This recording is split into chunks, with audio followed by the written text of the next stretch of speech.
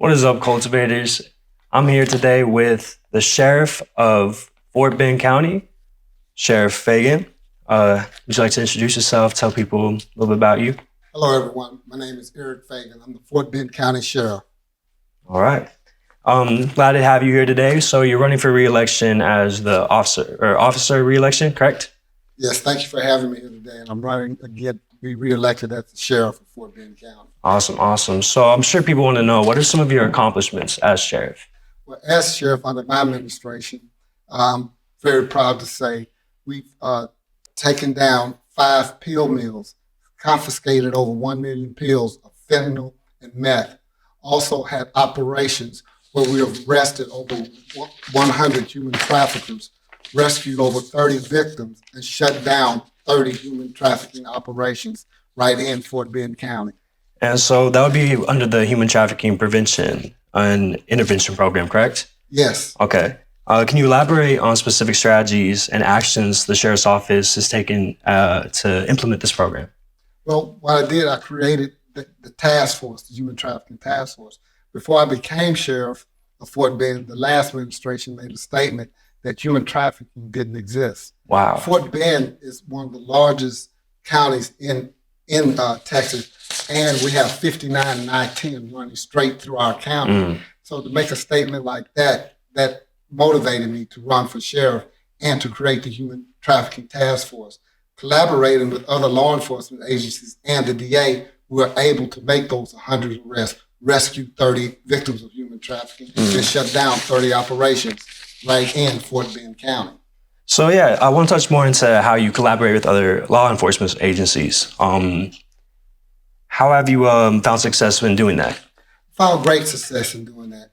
As sheriff, for the very first time in Fort Bend County, when I was elected, I had every law enforcement leader, head person come to my office, every chief of police in Fort Bend County, the constables of Fort Bend County, and the ISD law enforcement officers, along with the district attorney, to come to my office to meet. When we met, we talked about how to keep our children safe. When I got elected, the Uvalde incident had just happened. So we came together to discuss how to keep our children safe in schools. I came up with a plan that if all law enforcement agencies, municipalities, county officers, if the patrol officers on patrol would just stop at a school for 5 minutes to look around, we'll put more eyes on our schools and make our schools less likely to be a target of an active shooter event. I was recognized by the state as a rising star for this initiative. And is that when you got your 3-year No, that was when I was with the Houston Police Department. I retired from the Houston Police Department after doing 35 with my face now. Yeah. 35 years, and I received those awards. Okay. Can you share any experiences during your time as an officer that you feel were pivotal to receiving those awards? Well, one incident that I'm very proud of and that I'll never forget, I received the award for saving a 6-month-old baby who was crib death. I went there to execute a warrant of arrest, and the grandfather came running down with the baby in his arm, lifeless, and said, "My baby is dead," and thrust the baby in my arms. First thing I did was pray, then went to my knees and did perform CPR. Me and my partner, Officer Dexter Kissy, did the heart compressions while I was breathing, and we won the award for that. Wow. Well, congratulations on that. That's amazing. Thank you. How has that experience influenced your view and the importance of law enforcement officers' roles in community safeties and emergency responses? Well, my time with the Houston Police Department, I was a union president, African American Police Officer League, and I noticed that law enforcement and the community were further apart than ever before, and it's going on today. So I knew the importance of bridging that gap, not only with the community, but the youth of our community. So I started JJACS at my agency, Juvenile Justice Awareness Committee, where young people, young adults come to my office and they sit down with other law enforcement officers, and we talk on how to deal with one another when we encounter one another. Also explain to them about the rules of law. It is very important. Sometimes kids have friends, but your friendship can jeopardize your freedom. The thing called law of parties. You might be with a friend and go to a store, and unbeknownst to you, your friend go in that store and rob it and get back in the car with you and drive off. Well, he tells you later what he did. You be trying to be a friend and don't report it. Well, when we find out who made that arrest, we have cameras, we arrest him, and we can also charge you for that charge. It's called law of pardon. Even though you didn't go in there or do anything, you were with them, and then you failed to report it. You're going to report it after we catch you. Well, it's kind of hard to believe. So we try to train kids about things like that. That's good. In the state of Texas, at the age of 10, you can be filed on. You can be what? You can be filed on. Filed on what? What do you mean by that? Charges. Oh, okay. At the age of 10? At the age of 10. Wow, so you can be charged with criminal charges at the age of 10. Charges. Is that specific to Texas or your county? Well, every state have a different age where you can charge a child. You have to go to court. Some crimes that juveniles commit are crimes that are very heinous in matter. So we have to explain to them, you can be charged as an adult. If the court deemed that what you did was so egregious, they can charge you as an adult. Interesting. So we have a lot of programs for the youth within Fort Bend County, like Before It's Too Late, Now That You're 10. And now that you are 10, I imagine is to inform the youth about the reality that even though you are 10, you can still be charged as an adult, correct? Yes, you can be charged, have criminal charges. Now, it's different for a juvenile than it is for an adult. The law, criminal justice, we have special ranges for them. But the thing is, you don't want to be convicted as an adult, because what happens then, we can hold you until you're 18 and then transfer you over to TDC.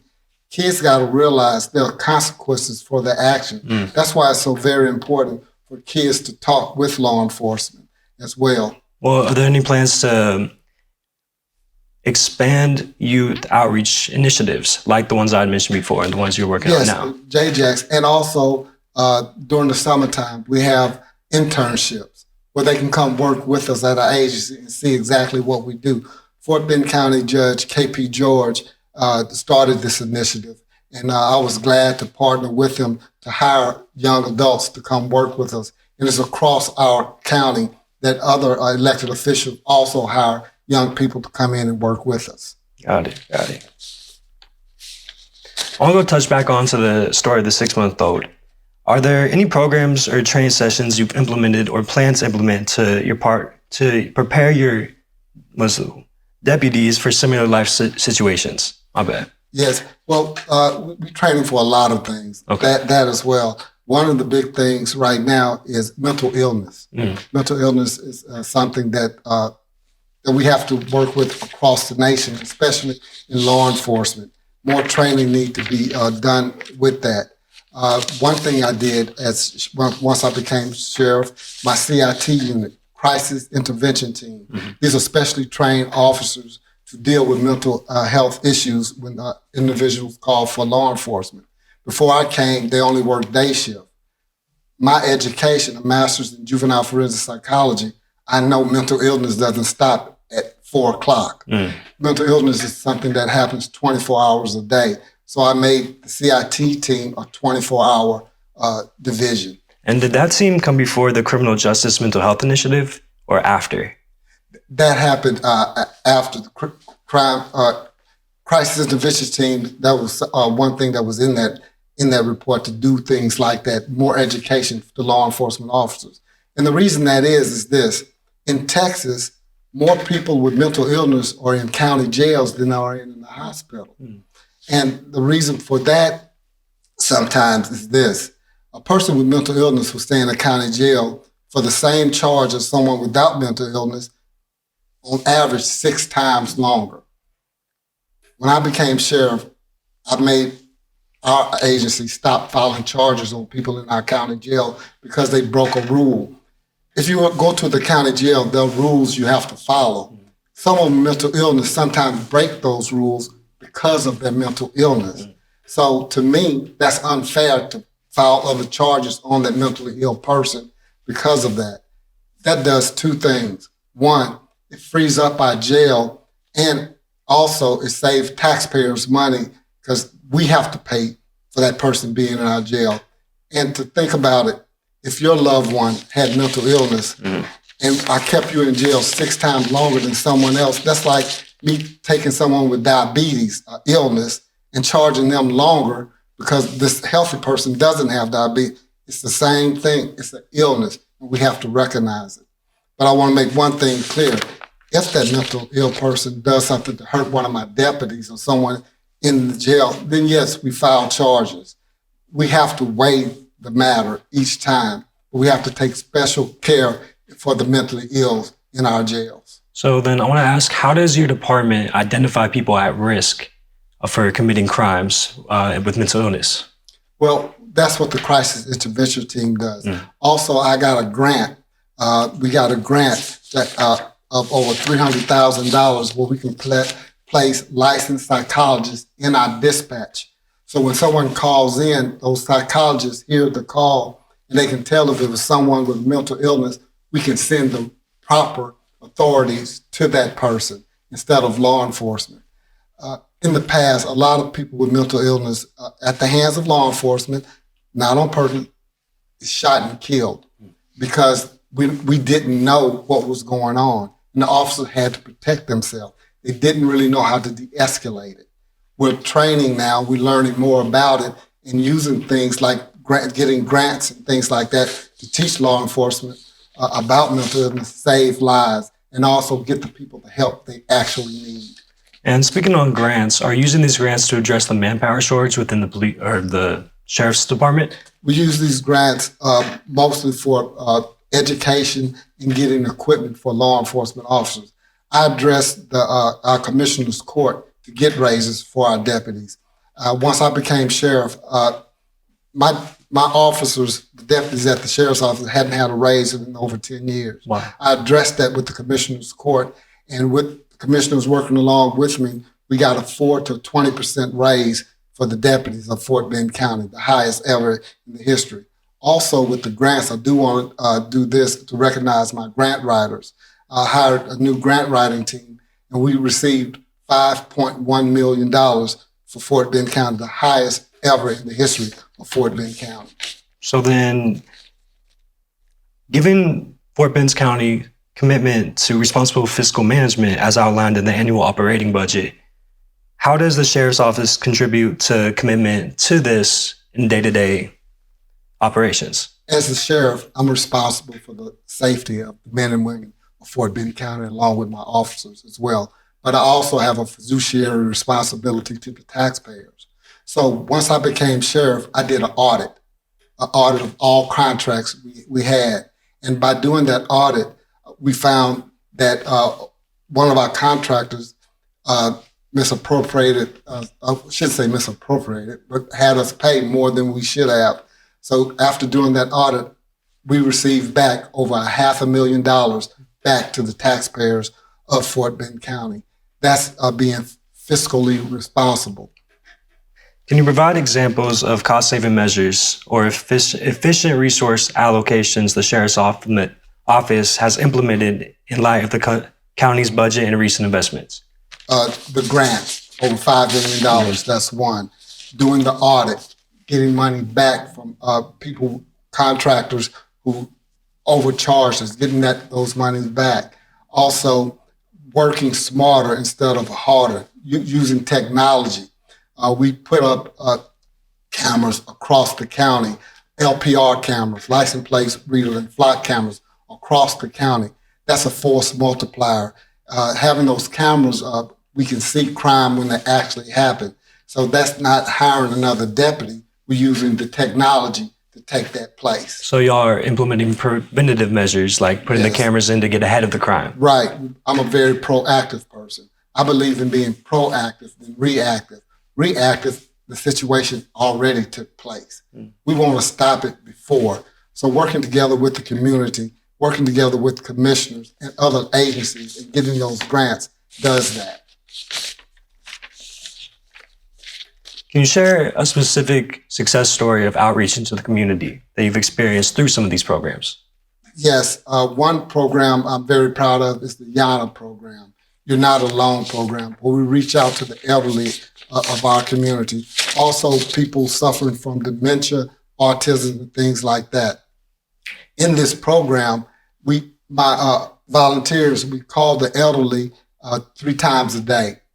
If a person doesn't answer the phone within those 3 times, a unit will come out. We actually saved a young lady's life. I'm saying young lady, but she had fell and broke her hip. And we called, no one answered. And on that 3rd call, we sent a deputy out there. We found her on the floor. If she wouldn't have signed up for that service, the Yana service, we don't know what could have happened. So the Yana service is very important. Another thing we do in that Yana service, if you have a child with autism or something like that, or a loved one with dementia or Alzheimer's, we have a radio band that you can place on them free of charge. If they get lost or run away, we can find that person within 30 minutes if the call comes. We have a system where we send someone out, we have a radar-defined tracking device on their arm. It could be a necklace or that, but we pay for it through the grants. Grants, got you. Awesome. And so additionally, the Project Lifesaver program. Would you like to speak a little bit on that? Project Lifesaver is pretty much similar to Yana. Project Lifesaver is when you sign up and you have a person with mental illness or a person with dementia, and they're out there, they get lost. If you sign up for Project Lifesaver, they take your picture, and that picture is sent out to all law enforcement agencies, and it lets us know when we find you what exactly to do. We know your name. If you're a person with, you're autistic, you may not like being touched. Well, you signed up for Lifesaver, that officer sees that. The officer also sees that you happen to be a redheaded with a red beard. They can find you quicker and know that you don't like being touched, or that you like, say you like ice cream or something like that. Or do not resuscitate. Or do not resuscitate, things like that. Now, when you talk about do not resuscitate, that's more on the hospital side. Okay. We don't follow LD. We don't know that, so we wouldn't know that. We will resuscitate at any kind. So if someone that's at the hospital, but on the street, we're going to do everything we can to save a life. Understandable. Well, how successful has this program been? How many seniors have signed up, and what's the success rate you've seen? The success rate is great. We had individuals who have been lost, and like I said, found in 30 minutes, from the elderly to the very young. It's very important because for some reason, with people with Alzheimer's, dementia, or autistic, for some reason, they go to bodies of water. Why, we don't know, but they go to bodies of water. And a person can drown in just 3 feet of water. And for some reason, they're attracted to that. That's why it's so very important for individuals in Fort Bend County to sign up for these projects that we have free of charge, and they're very life-saving. So I want to touch on the issue of the drug issues in your area. And I want to, given the national increase in the opioid abuse epidemic, has Fort Bend County seen similar trends? And what specific measures are being taken to address this crisis and overdoses? Yes, at the beginning of this interview, I told you about we confiscated over 5 pill mills. That's confiscated over 1 million pills of fentanyl and meth. That was enough fentanyl that could kill everyone in Rosenberg, Richmond, Sugar Land, Missouri City combined. Wow. So we're working proactively. Also, in my tenure, when I first got elected, during my 2nd year, I was the chair. I was voted as the chair of HIDTA, High Intensity Drug Task Force. That's a congressional body that put HIDTA together. We'll have federal law enforcement agencies, state law enforcement agencies, municipal and county law enforcement heads of agencies. We all come to meet to talk about the drug overdoses and drug trafficking in our community. This year, in 2023, I was elected as the chair of this organization. The very first time a sheriff of Fort Bend County has ever been elected. This brings more resources to my county, and also it brings collaboration with the FBI and federal agents, DEA, and things like that. Awesome. I want to touch on your apprehension of a capital murder suspect. Can you tell me a little bit about that? That was when I was with the Houston Police Department. capital murder suspect, we found out that he was trying to go to a certain state. I had gotten in contact with that person's mother. She told me she was worried about her son being killed by police and law enforcement. So she gave me his number. I told him, which was a trick we can use, that we knew where he was heading to. We knew the type of car he was in. And we knew if you go this way, you're going to be stopped by a felony stop, other officers stop. If you tell me where you are, I will come and get you like that, and I'll bring you in.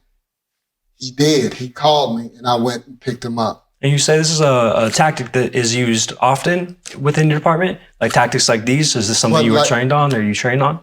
Yeah, at the Houston Police Department, we're trained to how to deal with individuals.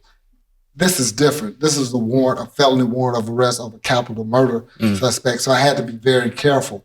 I just didn't go by myself to pick him up, but I made it where when we went out there, we did a felony arrest. I had my gun drawn and things like that. And then, so based on that arrest, have you implemented new strategies within your department for future? In my department, what we do, we try to work with the public. Look, we had a young man that ran away. He got online to run away, and he was supposed to go to Los Angeles with another group of kids. That's what was said on the computer he was texting with. He was away from home for over 3 days. His parents was concerned. They called us. We got online to see what was going on. We found out that he was going to go to the train station in Houston. My connections with HPD, the chief, Troy Fenner, I called him to ask him to send units there to get the kids. When we got there, he was the only one there. So what we thinking, it was probably a human trafficker tricking this young man into coming where he would have been caught and taken away and put into human trafficking. Are there any programs that you are planning on implementing or that are implemented for online safety for the youth? Yes, we are already doing that with ICAT, Internet Crimes Against Children. We have officers who are on the black web, detectives on the black web, pretending to be a child or someone. And these predators, they're thinking they're talking to a child, but they're actually talking to a detective. A lot of people say, why would you let that be known? Because I want the predators to know that we're out there, that you may be thinking you're talking to an underage child, but actually you're talking to an officer. And then when they make that meet, they meeting up with us and we make that arrest. Okay, and I'm curious, what are some ways that parents can implement strategies that will prevent these kinds of incidents from occurring? Parents have to be nosy. Look, don't have a child that have a lock on their, a code on their computer that you don't know, that you can't get in. Also with their cell phone, you have to be nosy. Learn what they're saying, who they're speaking with. Why would somebody want to know what school you go to? What are your school colors? What are you wearing today? I'm gonna be wearing this. These are preps for predators to use to try to get that kid so they'll know where they're gonna be and at what time. So these are things you have to look out for, and the parents have to look out for. So I need the parents to be more nosy in their children's lives. So now Houston, Texas is #1 in diversity in the United States. How are you addressing diversity in your office? Well, in my office, when I first took office at Fort Bend, it was important not just to have the men and women who works on the street be diverse, but my command staff has to look that way. And that's very important for young people to see someone that looks like them in lead positions so they'll know they can make it too. So I have Caucasians, I have African Americans, I have Asians, South Asian, all spectrum on my command staff. But I just didn't pick people because of their nationality. I picked qualified people because that's something that the country needs to know, that there are qualified minorities out there who deserve to be in these spaces, and our children need to see that as well. What challenges have you faced in fostering this diverse workplace environment you're trying to create? Well, the challenge was letting people know that we are qualified. The challenge is to let the people know that we are educated, qualified, and capable of doing the job. And they're doing that. Look, law enforcement has always been a male-dominated agency where people come in, will always be males. My chief right now, Maddie Provost, black female. We have 250 counties in the state of Texas. She was voted the #1 chief deputy in the state out of 254 counties, proving that she's well qualified and capable for that job. How do you plan to further diversify your cabinet? Well, further diversify, I can't further diversify because I have it there. Oh, gotcha. But the thing is, I will always select the qualified person for the job, not looking at like Martin Luther King said about his children. He wanted them judged by their character, not the color. Well, being the sheriff of Fort Bend County, I know that law enforcement have to be blind to that. We can't look at color, race, or things like that. We have to follow the law and put the most qualified person in that job because that saves lives. All right. And are there any new plans or anything that people can look forward to coming from your department? Well, the thing is, we want to continue the work that we're doing. We're going to always try to find new and inventive ways to work to keep the people safe in Fort Bend County. That's getting technology. That's going out for grants. That's speaking with commissioners, speaking with state representatives and congressmen. So we're going to continue that work. Fort Bend County is one of the safest counties in the state of Texas under my leadership, and I plan to continue to do that work. All right. Thank you, Sheriff Fagan, for your time. Thank you for having me.